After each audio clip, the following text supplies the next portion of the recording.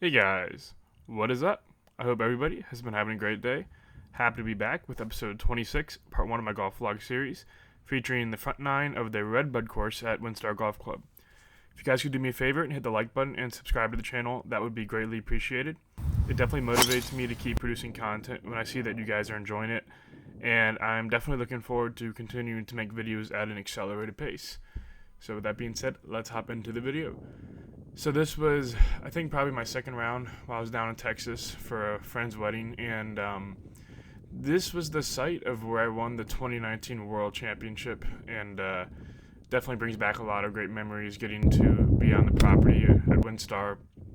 I never actually played their golf courses, so it was really great to play their courses. They were in great shape, and they were difficult, but they were a lot of fun to play, and the rough was very thick. It was windy, as you can see by the flag, but it was a great challenge. And obviously, going forward, I will need to play these courses well if I want to be successful in professional golf. And I don't need to be hitting shots like that.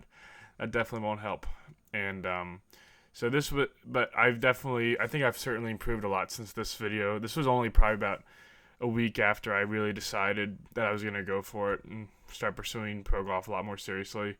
And if you guys are curious, the genesis for me really deciding to start taking golf more seriously, and at the very least committing to get better, was watching Bryson DeChambeau win the U.S. Open, because it definitely inspired me a lot. So that kind of made me want to pursue this more. And sound up for that drive, because that was ended up traveling 406 yards, and this was one of my best drives in a long time. It's just a tight little draw, absolutely towering shot that rode the wind, and on a pretty long par four. I mean, you can see the tee all the way back there, and I mean, this thing was maybe 30 yards away. I mean, it was just an absolutely monster shot, and definitely one of the reasons why I've been really starting to get serious about golf is if I can find a way to bring up the rest of my game and just play in from 150 yards and in at a suitable level. I know that my tee shots are going to be a huge advantage as long as I can hit them straight.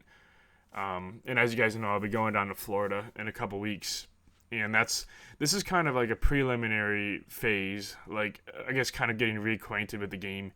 I know I'm not going to make a ton of progress right now, given where I am up in Maryland. But once I get down to Florida, have a pretty good team set up, and I'll be able to start locking in and really dialing everything in with practice and with performing and playing and that kind of stuff. So I'm staying patient with it. I know I'm not going to see improvement overnight or maybe even over a month, but I know if I stick to my process and trust the people that I have in my team, I think we'll be in pretty good shape going into the spring of next year. So it's just a process, but I'm looking forward to it. It's gonna be a lot of fun. What wasn't fun was hitting that bunker shot, though. That was one of the worst plug lies I've ever seen in my life, and yeah, that was about as good as I could do right there. And so I have about a 25 footer left for par. And I read this perfectly. Just, I thought the wind would pull it a little bit more and just kind of stop short. And it was definitely tough all day dealing with this wind, and it's something that I have to learn how to deal with a little bit better. But it'll come. It's important to stay positive as you're pursuing the improvement in this game, and that's what I'm going to do. And I promise you guys, that was not a shank. That was just, I checked my track, man, and my face angle was 8 degrees open there. And I've since probably put in about over 1,500 reps with my irons, and I'm no longer missing that bad. And a miss like that comes from getting stuck really bad. And what getting stuck is when your hands are behind your hips. So, and then what happens then is you have to kind of flip your hands for the face to catch up, and if you don't do it right, you can leave the face open, and you basically get that kind of shot. And I have probably one of the fastest hips in the history of the game, just given it's been measured, so it's not, we know I have fast hips, and so our goal isn't to take those away. Our goal is to learn how to work with those hips, because that's what's going to give me the speed that gives me a big advantage. So we've gotten a little bit better at matching that up with the hands and the hips. And it's just going to take time. It's going to take time and work to dial it in. But I'm pretty excited to see the progress I'll be making. And yeah, I almost chipped that one in, so that would have been a nice little birdie right there, but still a pretty good 4. Just goes to show, you can hit, and you'll see this in a few of the holes in this course today. Like, I sometimes will hit 3 bad shots and 1 good one and walk away with par, and that's just how golf is. And again, did the same thing here, came up out of it, really, and I mishit the crap out of this one. And luckily, these holes ran along each other, so I could miss right both times and be okay. I pretty much played the other hole while I was playing the previous hole on both of these holes. So, yeah, that was a fun. I guess I'm giving you guys the full tour of the golf course right here. And so I'm definitely out of position here. And just trying to hit a bit of a chaser up. I left this one out a bit to the right, but that was the place to miss because it does filter down pretty far off that bank. And again, it's gonna take time, and but I am happy to see that even though some of my tee shots so far were pretty horrendous, I'm still staying with it. And I thought this was gonna be an awesome shot here, and it just kept running and running and running. And yeah, I thought this would only be a few feet away, but it ended up rolling out probably like 10, 15 feet past the hole. And but I guess looking back on now, you can see there's like a pretty significant shift in the color of the grain, and that means it's obviously running down grain. So, because for those of you guys who don't know, especially with Bermuda grass, if you see how it kind of, as a slope comes down, it's a little bit dark right there, and it's shiny on the other side. So shiny means it's going with the grain, so it's going to be substantially quicker. And if it's dark, it's going against the grain, so it's going to be a little bit slower.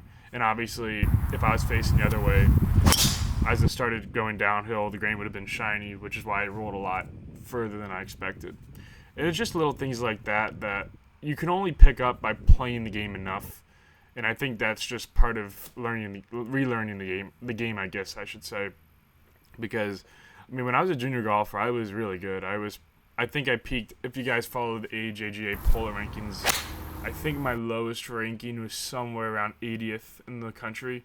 I think I was 30. I want to say I think I was like 40th or 38th in my graduating class as a senior. So I mean, I was a really high ranked golfer. So this is stuff I've learned, maybe forgotten over the 3 years I did long drive. And I'm still doing long drive, to be clear. I mean, it's not like I'm quitting long drive. That's not the case at all. I have a lot more time now, and I want to spend that time working on my game and see where it goes. And so I'm relearning a lot of these things that I kind of forgot or put to the side when, long drive was my only focus.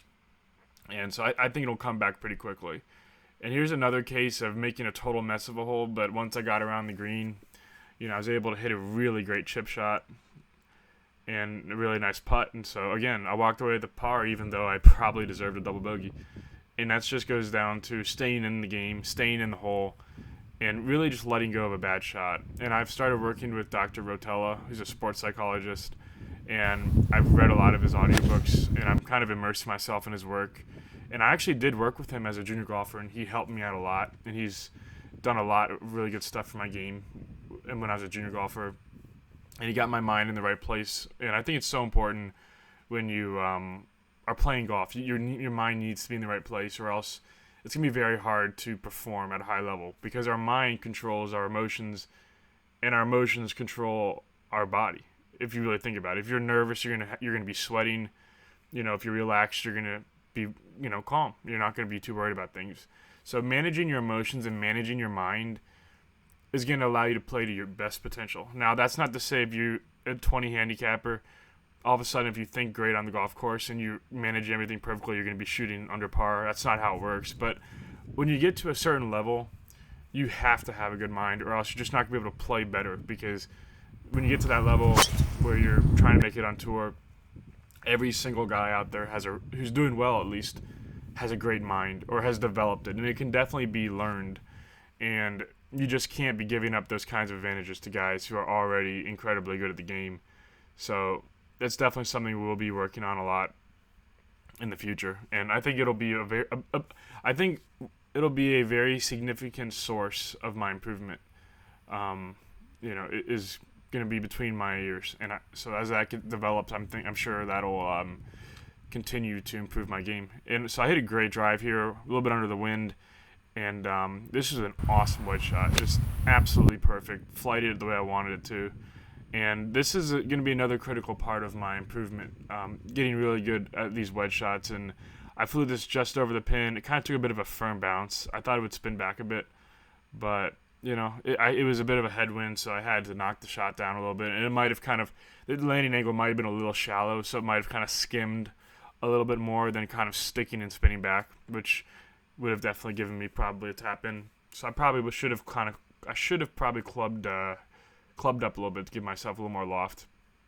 And again, just a bit of a misread here. I thought I hit a decent putt, and it is tough playing these holes first thing. I mean, because I've never played these courses, so it's tough to go out there and shoot lights out when you don't really know what's in front of you as well as you should.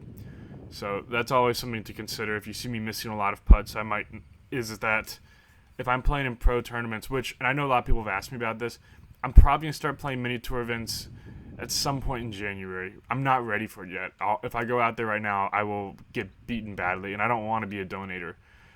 We have to develop my game a lot first, and then I think I'll be ready somewhere around January to start doing mini tour events, start accumulating experience, start getting confidence, hopefully get a couple checks, and then come February, March, I think I'll be in a position to be really close, and then we'll go from there. But me and my team, we're just going to kind of take it shot by shot, day by day, not put any time limits on, because we want to let my game develop naturally, and we'll just kind of see where things go.